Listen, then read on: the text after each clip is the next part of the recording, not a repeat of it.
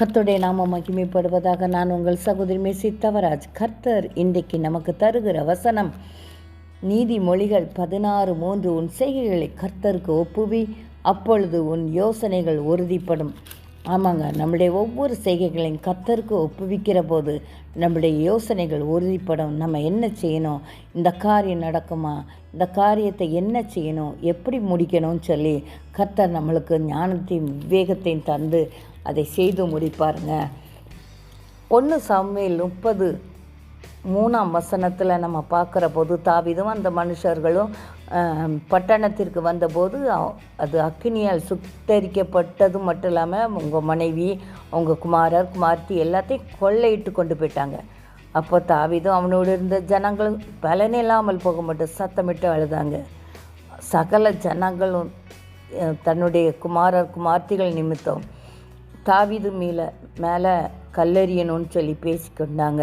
தாவீது தன் தேவனாகிய கர்த்தர்களை தன்னை திடப்படுத்தி கொண்டான்.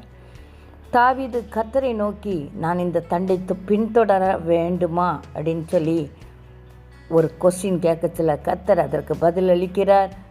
அதை பிடித்து சகலத்தை நீ திருப்பிக் கொள்வாய் என்று சொல்லி வாக்கு கொடுக்கிறார்.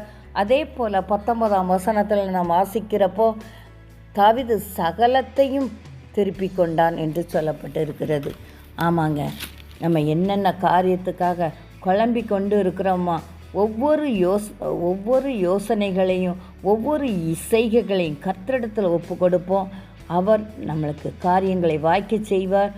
நம்மளை அதை என்ன செய்யணுங்கிற ஒரு திட்டத்தை நமக்கு வகுத்து கொடுப்பார். ஒரு ஊழியக்கார தாய் தனக்கு வரன் வந்ததை குறித்து எனக்கு சாட்சி சொன்னாங்க. அவங்க திருமண வயதில் ஒரு வரன் வந்ததான், ஒரு இந்து வரன் தான்.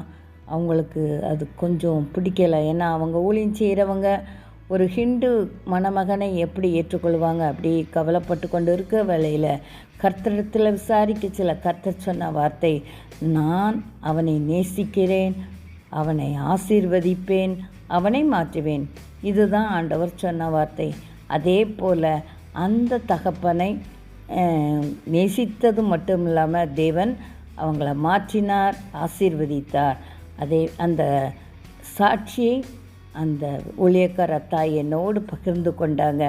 இதே போல் நாமும் ஒவ்வொரு காரியத்தையும் தேவனிடத்தில் ஒப்பு கொடுக்கிற போது அவர் நம்முடைய யோசனைகளை உறுதிப்படுத்துவார். கர்த்தர் தாமே இந்த வார்த்தையை ஆசீர்வதிப்பாராக. ஆமென்.